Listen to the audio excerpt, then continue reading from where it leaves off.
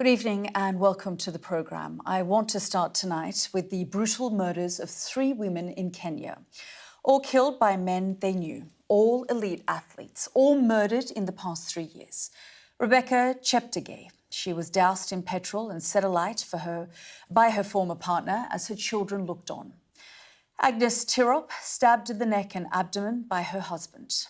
Damaris Mutua, strangled with a pillow by her boyfriend. We know their stories because they were public figures, but violence against women in Kenya is a much wider problem. Research suggests 34% of Kenyan women aged 15 and over have experienced physical violence, and that around 500 women have been killed by men in the past 7 years. Tonight, we'll focus on the global epidemic, the root causes, the solutions. And I'll speak to an American archer, Tracy Otto, shot by her boyfriend and left paralysed, about her journey from her deathbed to Paris. Tracy made an incredible comeback, but many don't get that chance. We'll hear from her in a moment, but let's get started with tonight's first report from our Africa correspondent, Yusra El-Bagir. A father rendered speechless, and a mother overwhelmed by tears. To the public, she was a rising sports star. To her family, the daughter they loved and lost to violence. The police said her partner doused her in petrol and set her alight. The criminal who harmed my daughter is a murderer, and I've yet to see what the security officials are doing. He's still free and might even flee, while I've lost a child whom I depended on. Rebecca had just made her Olympic debut in the Paris Games. And in a statement from the International Olympic Committee, President Thomas Bach says, "We're shocked and deeply saddened to learn about Rebecca Cheptegei's death following the horrible attack against her. Rebecca's participation in the Paris 2024 Women's Marathon was a source of inspiration, pride, and joy. Our hearts and thoughts go out to her family, in particular her children, her friends, and the Olympic community in Uganda."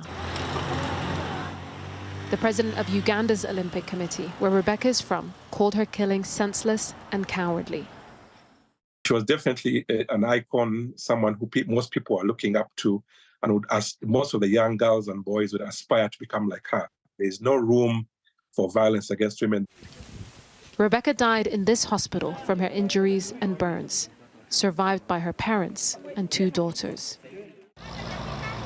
The news has sent shockwaves through Kenya, where she lived and died.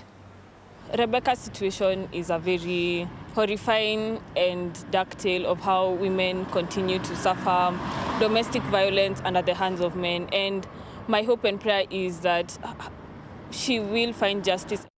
A story of inspiration with a tragic end. Yusra El-Bagir, Sky News. Well, to discuss this further, joining me here in the studio is Saramine Mukute, Head of Philanthropy at the charity World Vision UK. Thank you so much, Saramine, for joining us here on the programme. Devastating story with Rebecca. And, you know, we had on our screen at the very beginning of this programme other women who have gone through this. Sadly, while this story is incredibly tragic, we have seen it time and time again. That's right. It's absolutely devastating, and it just draws and brings the light and the spotlight on the issue. I guess my thoughts and prayers to go out to Rebecca's father and mother, who we saw on the screen, for the loss of their daughter. It's tragic, Yalda. You know, the stats that you shared earlier on, 133 women every day globally die at the hands of men, often family members, people that are very close to them. And there's so much more that's going on behind the scenes. Obviously, this is a highlighted case because, you know, she was a prominent figure. But there are so many more women and girls like Rebecca that we never hear their names. No, we don't. That's the point here, that when a high-profile case like this happens, and she just returned from the Paris Paralympics, and, you know, she was a known entity and famous in Kenya, known around the world. So we talk about it. But frankly, this is an issue that's not just a problem, it is an epidemic. It is an epidemic, and we need to talk about it more often, and we need to do more about it. And there is a lot that we can do. World Vision works with communities. We advocate at the very highest national level, local level, and then we work with families, with communities. We work with girls and we work with boys to teach them about their rights. Every child, every adult deserves the right to be protected and the right to be safe. And so I believe that at the very, very core of this epidemic, if we can reach boys when they are young and teach them to respect and protect their sisters and their cousins and their friends, because a lot of these issues stem around societal and cultural norms that are very harmful to women and girls. So if we can get the boys at a very young age, invest in programs that help to educate them and improve gender equality, we can see some progress. Are you finding these programs are working and you are breaking through to some of these communities, especially in a place like Kenya? I mean, like you say, those stats, 133 women, killed in this way, and girls. Yes, we are seeing breakthroughs, Yalda. The only thing is, it's not a quick fix. You're dealing with behaviors and patterns of behavior, and these are things that take time.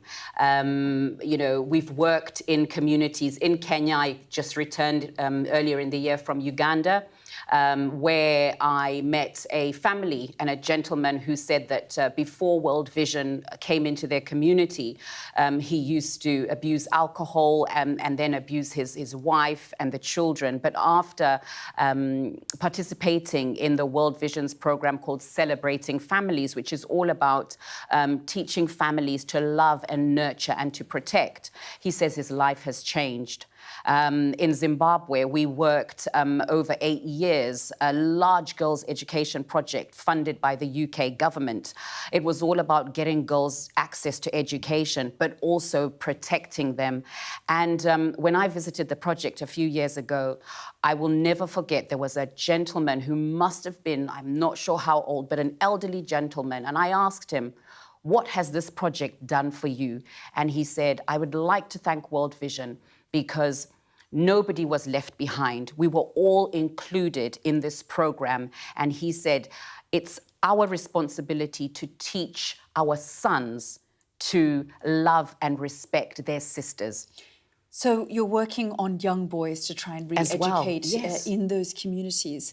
What about men? I mean, you've spoken there about an older man, but, is it seeping through? Is there an understanding? Are programs being developed for them to be more educated, but also find work and feel more empowered so that they don't feel, that we find these sort of cultural norms in these places and then women end up dead? Yes, that's right. So World Vision has a variety of programs to tackle the root causes of poverty. And we have economic empowerment programs so that families and men have the tools to lift themselves out of poverty. Oftentimes you see that issues of gender-based violence are centered around perhaps men not being at work or being at home. I remember during the COVID and the pandemic and the lockdowns, a spike in sexual and gender-based violence. Yeah, you're quite right. If we can empower and educate and provide men and families with the resources and the opportunities to lift themselves out of poverty, and education is key. What about governments? Are they getting involved? Do they see that this is a major problem? Yes, so governments are getting involved. There is a number of countries have ratified and passed legislation around violence against women, harassment against women in the workplace, etc. But there's one thing saying you've done it and another thing actually doing it. The UK government actually today, World Vision UK handed into number 10 with Reverend Chris Lee a petition petition to the UK government asking them to increase their investment in foreign aid, because organisations like World Vision and others like ourselves around the world need funding. These programmes need to be funded. So yes, governments are doing, but there is still more that needs to be done, and that can be done. Yeah, we're really grateful for your time and sharing all of your expertise with us. Seramin Mukute, Head of Philanthropy at World Vision, thank you so much. Thank you. Now, joining me is Joan Chalimo, a fellow athlete and co-founder of Tirops Angels, a charity that campaigns against gender-based violence. Thank you so much, Joan, for joining us. I mean, you understand all too well a close friend of yours was killed in this way, but, you know, today was a stark reminder again, given following Rebecca's case. Yes, today is a very sad day also for female athletes and athletic community at large, because it really reminded me of Agnes Tirop, who was brutally murdered by the husband, and it was in this femicide, like the same way that Rebecca's life was just cut short, not because she was sick, but by someone who just decided to take her life. And I feel so sad because I knew Rebecca as a person. I was with her at the Paris Olympics because I'm also a marathon runner, and we were doing the marathon together. And she was so hardworking. She was a mom. You could see like she was so passionate, like working to represent your country in Olympics was showed like the determination. And not only she was an athlete, but also she was an inspiration from where she came from. So it has been a very sad day. I just hope we pray and work that the perpetrators will be just held accountable and justice will be served. Yeah, I mean, as we say, Rebecca and both, you know, Agnes as well, their cases were highlighted because they're public figures. But it also reminds us how many other women and girls suffer in the same way, and the world doesn't find out about it. Yeah, after Agnes' murder, we had 3 more girls who were murdered also by the same incident, and athletes here in Iten. And it has been very sad. We founded Tirop Angels after the murder of Agnes, but I'm telling you this, it has been on the rise. We have saved more than 20 girls from being from abuse. We have a lot of victims, and I'm telling you, it's just rising and rising. We don't know when will it stop. And female athletes, especially who are top athletes who run internationally, are a big target.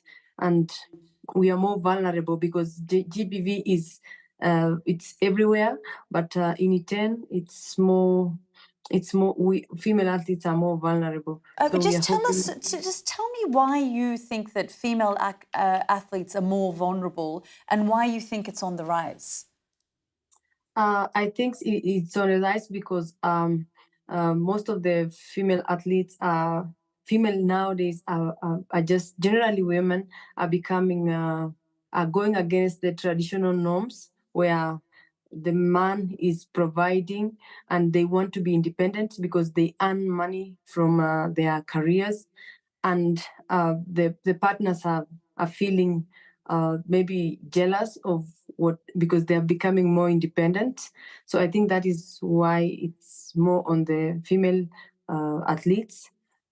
And yeah, I mean, even Rebecca's case, it was a land dispute, wasn't it, with her partner?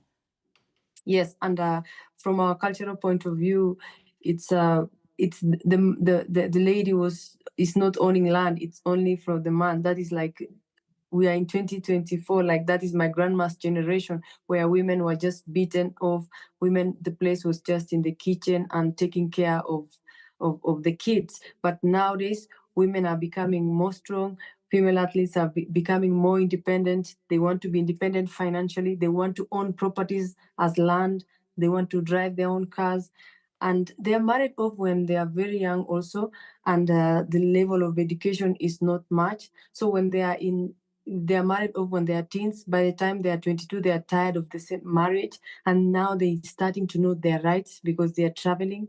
So when they want to leave the marriage, it's when all this happens. All the troubles happen. And we're so grateful, Joan, for joining us here on the programme and sharing your thoughts and your views on this issue. Thank you. So as we've been hearing, a troubling issue in Kenya, but we all know violence against women is a global problem. Just look at some of these statistics. 1 in 3 women have experienced physical and or sexual violence globally at least once in their life. That's nearly 740 million women, according to the United Nations. In 2022, around 48,800 women and girls worldwide were killed by their intimate partners or other male family members. That's an average of 133 a day. Now, Rebecca Cheptegei was killed a few weeks after she returned home from the Olympics. This week, the Paralympics are underway. And for one particular athlete, the journey to Paris began after she was attacked by her abusive ex-partner. Well, this is Tracy Otto in a hospital bed in October 2019. Her ex-boyfriend shot her with a pellet gun after they broke up. She was left paralysed from the chest down, with limited use of her arms and hands, and she lost her left eye. And this is Tracy, nearly 5 years later, an archer on the US Paralympic team. She refused to stop living her life after a man tried to take it.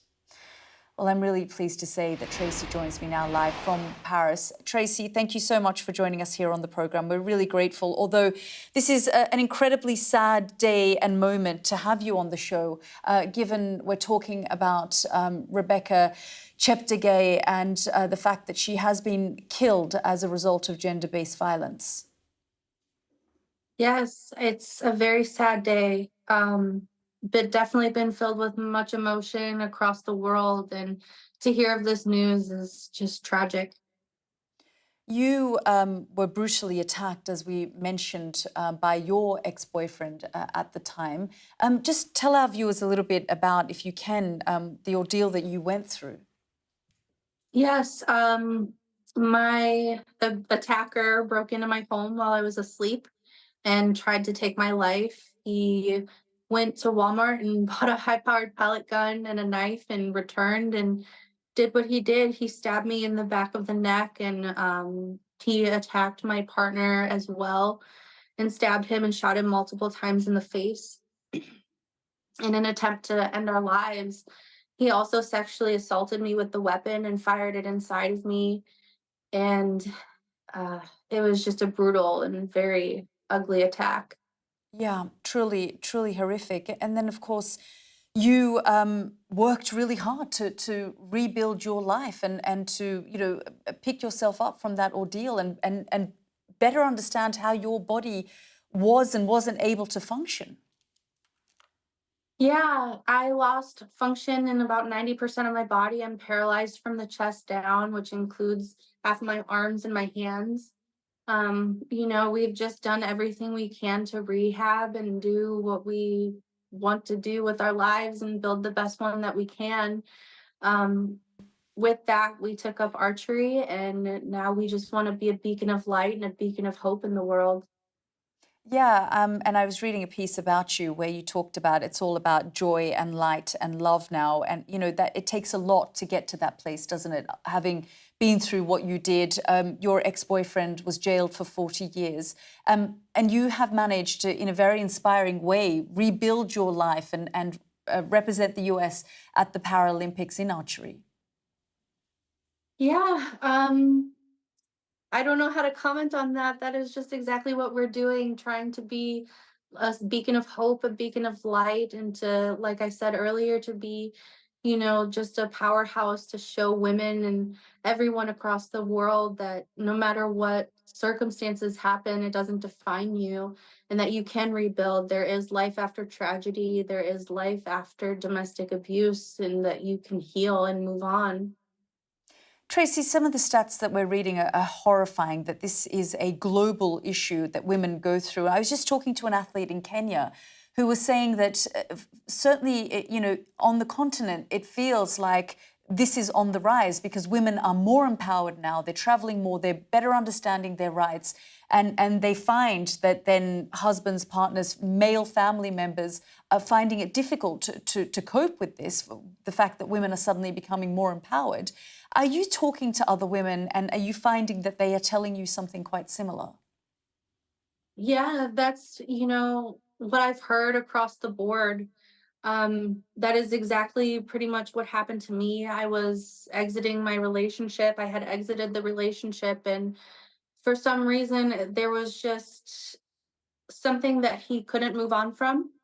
And that I don't know. I don't know how, I can't put words in his mouth as to why he did what he did, but it's a global issue, and it's something that I wish I could solve single-handedly, but like I keep reiterating, we just have to keep moving on and show everyone that there is life after and that you can heal.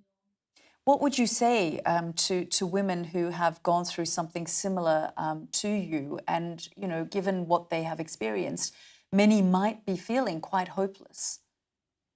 There are options out there. There are resources out there to help you and guide you. You aren't stuck. And to recognize the signs as soon as you can and to leave as soon as you can.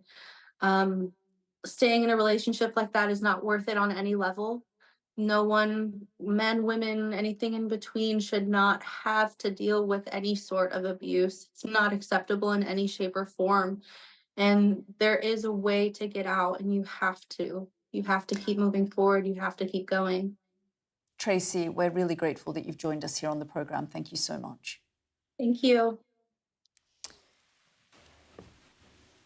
Well, stay with us because we'll have an update on the Georgia school shooting that's coming up after the break. It's emerged the gunman responsible was interviewed by police over a year ago. Plus, why Donald Trump says he'll hire billionaire Elon Musk if he makes it to the White House. We're live in Washington with the latest.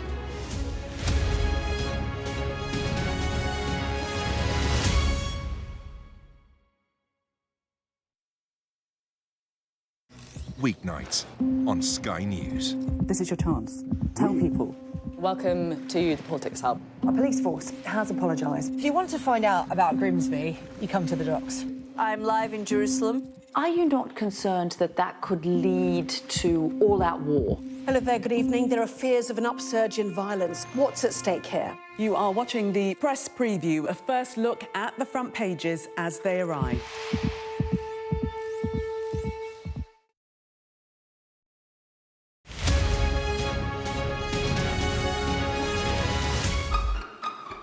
We've got your Sunday mornings covered. From the front page and the sounds of the streets to the voices of the people who make the major calls and big picture politics beyond Westminster. We'll put you at the heart of our story.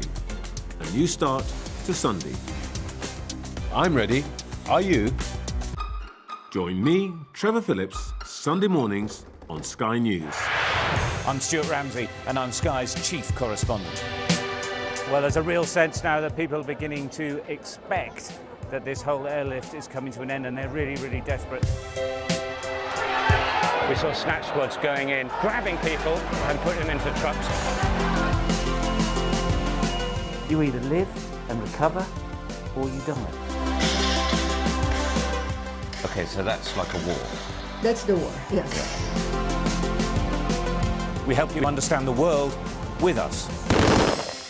Over the past 24 hours, the soldiers have been attacked on a number of occasions. It's really sending a clear message that Venezuela is eager for change. We've been crushed. We take you to the heart of stories that shape our world. They were convinced the United States would become hooked. Well, they were right. An enormous explosion has just come down. I think it was a monster that's just landed in between us. The information on this could bring down the entire network, not just in Iraq and Syria, but across the world.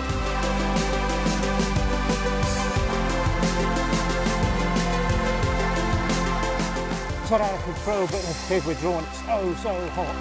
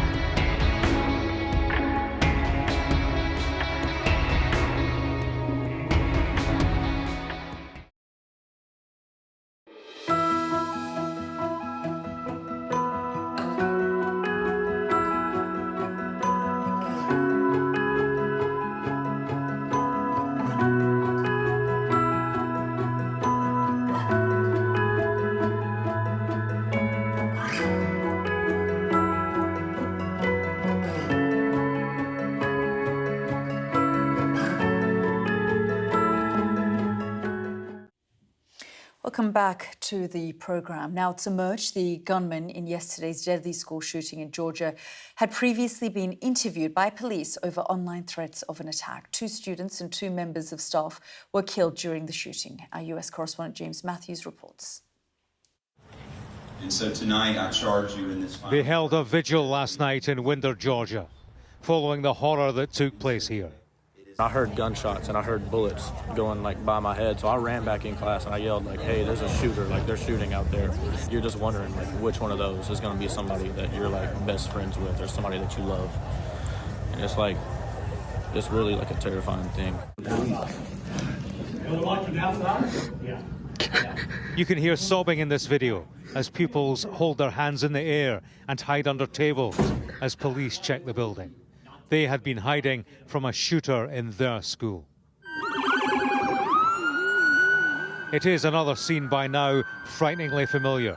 Armed officers rushing towards the site of a multiple shooting, medical teams treating casualties, and pupils fleeing an active shooter in their high school. We ran to the bathroom, some in the closet, and locked ourselves for like 15, 20 minutes. I saw like a huge puddle of blood in our classroom, and it like dropped my stomach. 2 students and 2 members of staff were killed. As shots were fired, some inside the school were in phone contact with family outside. We heard shots fired and we ran back into the room and we just all piled up on top of each other in the corner. At that time, I heard 5 gunshots and then the phone went dead. So I didn't know if she was hurt. Police identified the shooter as Colt Gray, a 14-year-old pupil at the school. He surrendered and was taken into custody. He had been interviewed more than a year ago in connection with online threats of a school shooting. The boy's father told investigators he had hunting guns in the house, but that his son didn't have unsupervised access to weapons. The FBI referred this information to the Jackson County Sheriff's Office for action. The Jackson County Sheriff's Office identified and located Gray, who is our suspect in this case. They conducted an investigation at that time, and there was no probable cause for arrest or to take any additional law enforcement action. As well as the 4 killed, there were 9 injured. They are the latest grim statistics that speak to a country's ongoing struggle with gun violence. James Matthews, Sky News in Washington. Joining me now is NBC correspondent Jesse Kirsch. Jesse, thanks so much for joining us. I mean, this is a community just devastated and rocked by what happened yesterday, and we are starting to see the first mugshot emerge as well. That's right, Yalda, and I want to show that to your viewers right now. What you're looking at right now are the first images that we're being able to broadcast of the suspected shooter from this deadly rampage yesterday in Winder, Georgia. This is Colt Gray, 14 years old, charged now with 4 counts of felony murder. Authorities tell us that more charges are expected in the days ahead, and that suspect is expected in court virtually tomorrow for an arraignment. We're learning more about his past and potential warning signs overlooked. And there's some questions out there tonight because the Federal Bureau of Investigation here in the United States has shared information detailing a past investigation in which authorities looked into the possibility that the suspect from this shooting was looking to threaten violence in schools over a year ago. According to authorities, investigators spoke with the boy last year, along with his father. The boy denied having made any kind of threat, that he would ever make any kind of threat, suggested that a social media account of his may have been hacked, and authorities say that in the aftermath of that, there was not probable cause for an arrest at the time. Furthermore, we have something in some parts of this country, what are known as red flag laws, essentially laws that allow authorities to remove access to a firearm from someone who is seen as potentially being dangerous and threatening. There is no such law in this state, so even if authorities were feeling suspicious enough about this suspect over a year ago, there's nothing legally on the books here in Georgia that could have allowed them to take a gun away from his household effectively. Meanwhile, we're now looking at a scenario where this suspect, more than a year later, is accused of killing 4 people, 2 of his classmates and 2 teachers, and injuring 9 more people with the latest school shooting in this country. Yalda? Devastating situation. Jesse, thank you so much for bringing us up to date. Well, let's stay in the United States now because Hunter Biden, Joe Biden's only surviving son, has changed his plea in a federal tax avoidance trial. Let's go straight to Mark Stone, who joins us from Washington. Mark, good to see you. Just help us understand what Hunter Biden has changed his plea to. I understand he has accepted responsibility. What does that mean? Yeah, in fact, this is a surprise, and it's a fast-moving story today. You'll remember that Hunter Biden has already been found guilty of firearms-related charges. That happened a couple of months ago. He was facing separate charges on the other side of the country in California for tax evasion. 9 counts, 3 felonies, 6 misdemeanors for failing to pay tax and submitting fraudulent tax forms. Now, this case was just getting underway today. There was jury selection taking place today when Hunter Biden's team announced dramatically that he was preparing, or what he wanted to do was enter what's known as an Alford plea, which is a little used option that would mean that he does not admit guilt, but accepts the charge anyway, or accepts the sentence anyway. So whatever the judge hands down, he'd take it, even though he would continue to deny the charges against him. The judge effectively rejected that, or showed signs that they were not going to be interested in that option. And so then his team announced that he would in fact be prepared to plead guilty to these charges, which is an astonishing turnaround from a man who was preparing to face a trial that would have been certainly a trial that would have involved a lot of embarrassing details about what we know to be a coloured and checkered past that the president's son has. Now, why would he do this? Well, the speculation here is that he now believes that on top of an embarrassing trial that he wouldn't necessarily want to go through, he also believes that maybe his father, the president, will pardon him, because if he does plead guilty, then he faces a prison sentence, a federal prison sentence. So the expectation is that Joe Biden would pardon him. But to add to that, Yalda, President Biden has made quite clear, indeed as recently as today, that he would not pardon him. So something's up. I imagine, given that Joe Biden is not seeking re-election now, that after the election, he's effectively got nothing to lose except for his own son going to jail by pardoning him. So I think a pardon looks likely, although at the moment from the White House they're saying that is not the case. But a very interesting ongoing court proceedings in California today. Yeah, very much so. Let's turn our attention to another man who's dealing with his own trials and convictions, Donald Trump. And I wanted to talk to you about a speech he gave today where he talks about, if he was to be elected, forming a government and then creating this efficiency commission, a policy idea that Elon Musk has floated. Yeah, an idea that the owner of Twitter, of X, has floated. The two of them recently discussed this idea in that X Spaces exchange conversation that they had a couple of months ago. And as a consequence of that, Donald Trump is saying today that he will create a government efficiency commission tasked with concluding a complete financial and performance audit of the entire federal government, making recommendations for drastic reforms.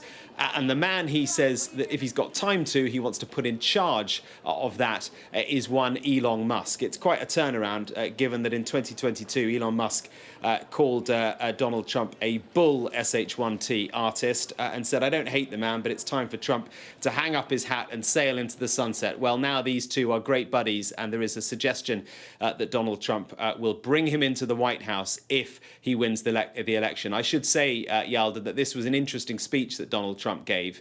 It was in New York on his home turf to an audience of economists, and it was the first time that we got a bit of detail on the policies, the economic policies that Donald Trump would put in place as president. But what was also interesting is that he got quite a lot of spiky, sort of detailed questions from some of those economists. His answers, though, were as broad brush as we hear in his rallies. Yeah, fascinating stuff, especially on the Elon Musk stuff. As you say, there's been a bit of a bromance where they're sharing all sorts of X spaces and commentary together. Thanks so much, Mark, for bringing us up to date. This is The World with me, Yalda Hakim. We've got lots more coming up next. Former Prime Minister Sir Tony Blair warns of the risks of escalation in the Middle East.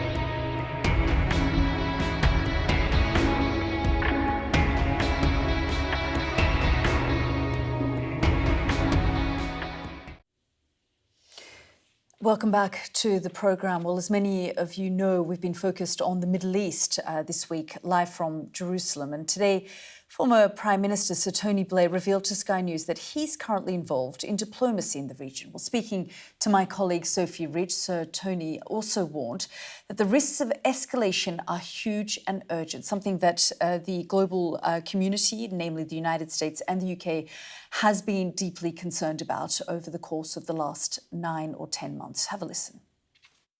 You've spoken in interviews recently about Donald Trump, about Vladimir Putin. One person who I am quite interested to get your perspective on is Benjamin Netanyahu. What kind of leader do you think he is? Well, look, I'm still involved quite a lot with this, what's going on in the Middle East right now. And so I'm not going to get into commenting on individual leaders, since that wouldn't be very helpful to what I'm doing.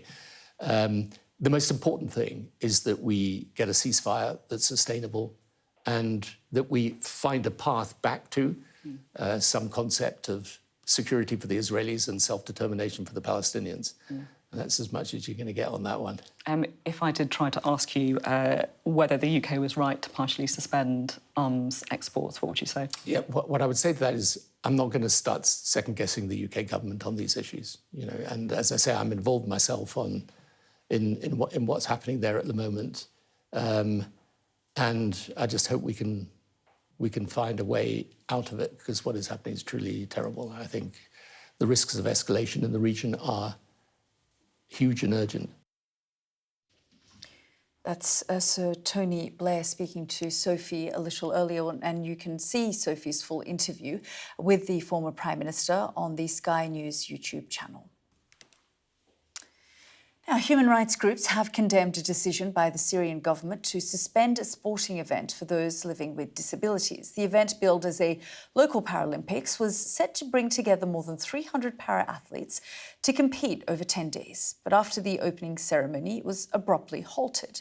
We've been hearing from Hamdou, a Syrian weightlifter who still hopes to compete on the world stage one day. I'm a former international athlete with many achievements before the Syrian war. I currently live in Binish in northwest Syria. Unfortunately, we're restricted from leaving this area for many reasons. The local Olympics we organised in Idlib, sponsored by Violet organisations, served as a window of opportunity for us to make up for the loss of competing on international podiums. Moreover, the war in Syria has caused many more people to suffer from disabilities. I also wanted to share my sports experience with my fellow athletes with disabilities so they can engage in this sport. Enough of sitting in tents, in camps, or staying at home. They should come to the gyms and the field to engage in activities.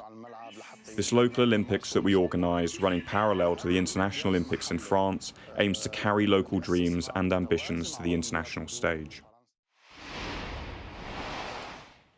Hamdou, a Syrian weightlifter there. Well, joining me now is the organiser of the event, Hisham Durrani, Chief Executive of the Violet organisation. Thank you so much, Hisham, for joining us here on the programme. You must be quite disappointed, because you did have the opening ceremony. All these athletes believed that they would compete in your version of the Paralympics, and now that has been prevented, and you know, it doesn't look like at this stage it's going to happen, although you are hoping that you will be able to resurrect this.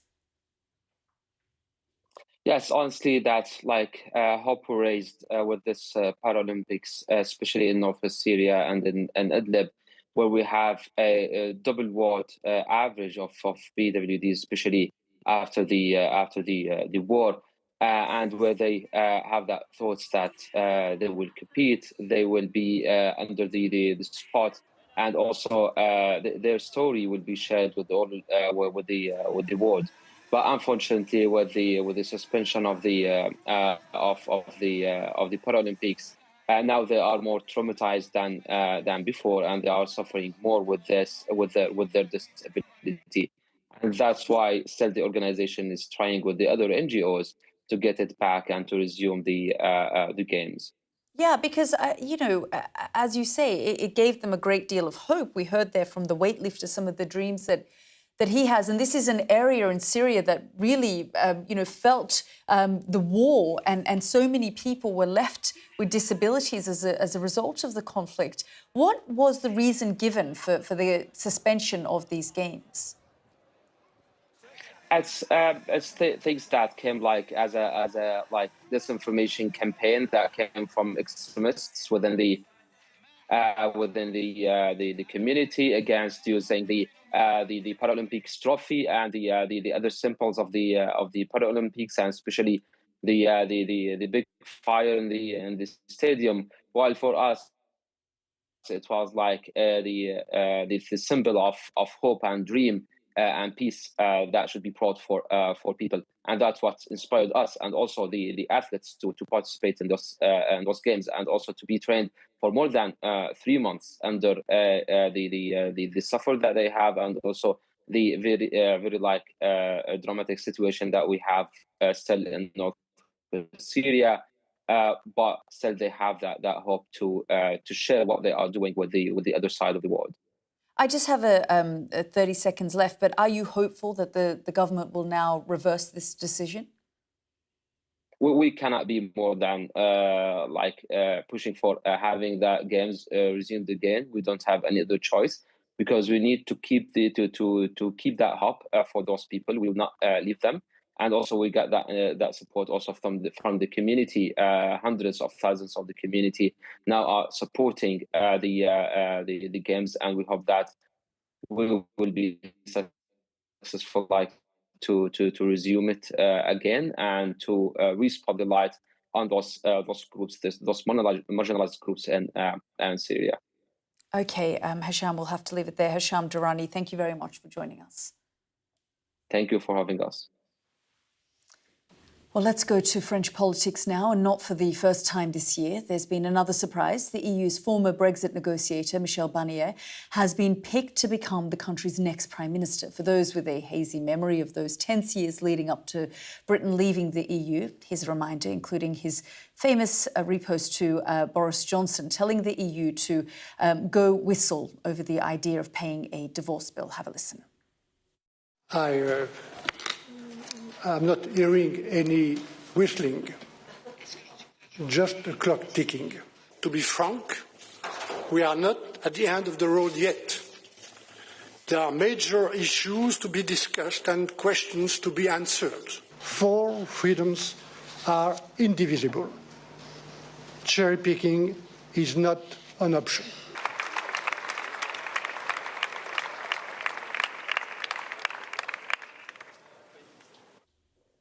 That was Michel Barnier earlier, and the tumultuous state of French politics is really a mess of Emmanuel Macron's making after he called those snap elections 2 months ago.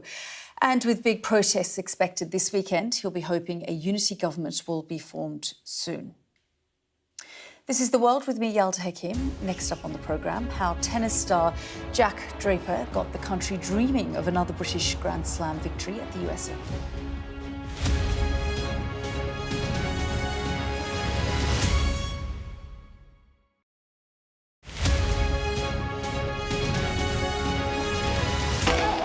Breached the road.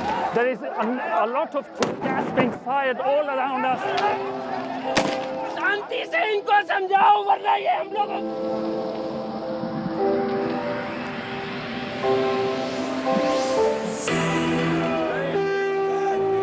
It is an absolute carnival kind of atmosphere out here for Prime Minister Modi's decisive victory.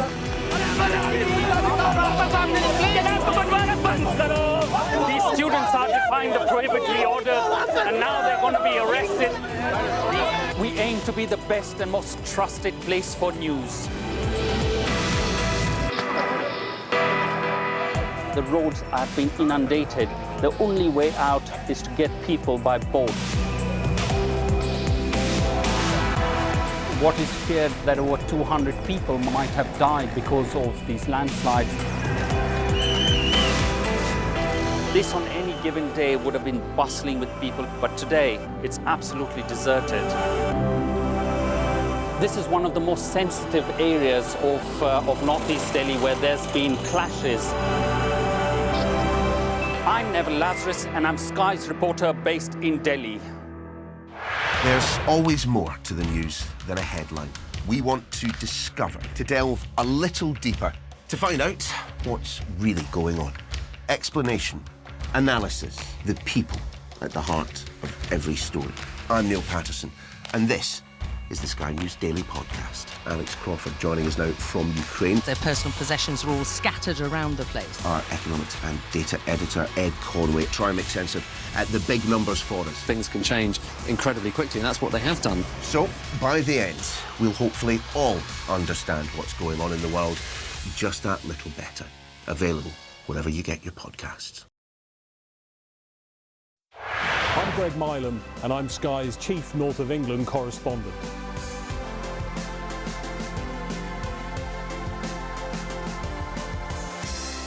We aim to be the best and most trusted place for news.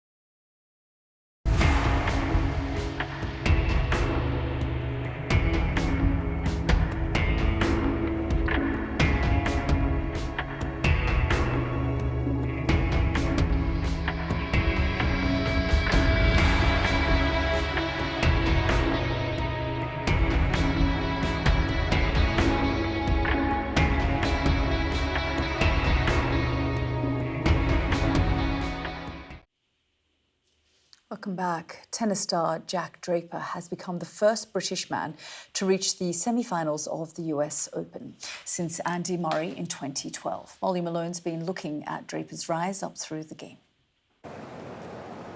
If you're not into tennis, you might not have heard of him, but that could be about to change. Jack Draper is heading for the US Open semi-finals. It's amazing, honestly, to be out here, my first match on the biggest court in the world. Honestly, it's a dream come true for me. He is the first British man to reach this point since Andy Murray more than a decade ago. 22 years old and fast making his mark. He can be like a star player soon. I didn't know about him much, but I think he's going to make a name for himself. If that's on the world stage, well, back home at his old school in Surrey, with Tim Henman as another famous alumni, they've always seen him as a player with potential. He really did stand out. He was always super determined, always very talented with his strokes. Probably 14, 15, we knew he was going to be really something quite special. In tennis circles, Jack Draper is known. His father, Roger, the former head of the game's governing body. But it was the Wimbledon Juniors in 2018 where Draper first showcased his ability to a wider audience. Before going on to gain impressive victories against Yannick Sinner, the current world #1, and Carlos Alcaraz at Queen's Club this summer. At times, it wasn't plain sailing, set back by injuries which stunted his progress. Though still, an inspiration for the next generation. There's someone to look up to, the way he carries himself on court, and the drive and the motivation he has is something that is really important for me. If you have role models like Jack and you strive to do everything he does, I think it's possible for anyone to make it. You just have to work hard enough. Draper's challenge will change come Friday as he faces the world #1 in the semi-finals. A nation will be hoping British tennis might be about to gain a new star. Molly Malone, Sky News. Well, we started the programme talking about gender-based violence and the issues surrounding that. And I just want to remind you of some of these troubling statistics, because while our focus has been on the Paralympian Rebecca Cheptegei and her death following domestic violence, we know that 1 in 3 women have experienced physical and or sexual violence globally at least once in their life. That's nearly 740 million women, according to the United Nations. We will continue to highlight these issues here on this programme, but for now, good night.